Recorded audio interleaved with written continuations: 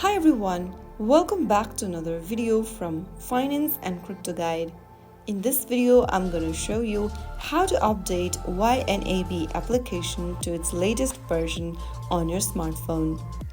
Whether you are using Android or iOS, follow along till the end. First of all, open up your Google Play Store or your App Store depending upon your device's type you are using.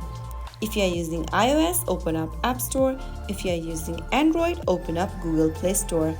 In the search box, type in YNAB and search. Look for the YNAB application and open up this info section. If there is an update available, you will see the update button. Simply tap on it. Wait for the update to finish, and once it does, you can tap on the open button to enjoy the latest feature and bug fixes for the YNAB application. If you don't see the update button, that means you are currently running the latest version of YNAB already.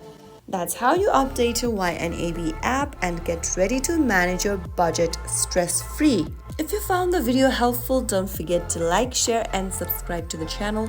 I will be back again in the next episode. Thank you for watching.